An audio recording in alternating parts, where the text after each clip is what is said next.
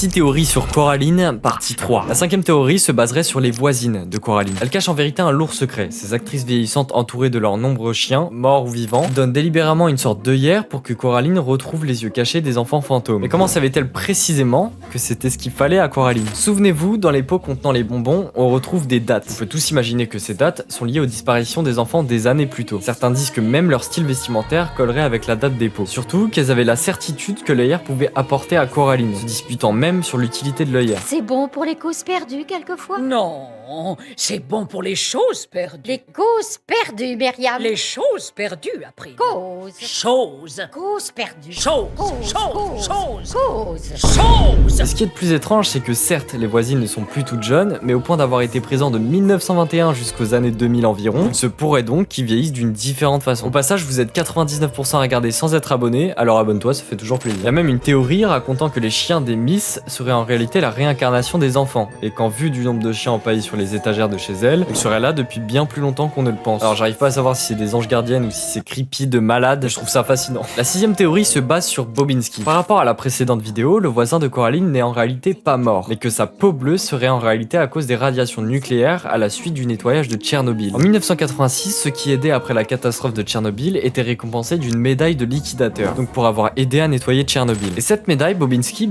il l'a. C'est ce qui expliquerait donc sa peau bleutée ainsi que son comportement étrange, causé tous deux certainement par des radiations. Bon, la théorie qu'il soit morte ne reste pas moins intéressante. Encore une fois, avec les arguments du courrier et de la maison vide, ça peut quand même nous laisser penser ça. D'autant plus que la couleur bleue est souvent utilisée dans les noces funèbres de Tim Burton pour illustrer la défunte Emily. Henry Selick étant son ancien collaborateur aura pu s'en inspirer aussi. En tout cas, je ferai une vidéo sur ce sujet, donc abonne-toi pour ne pas la manquer.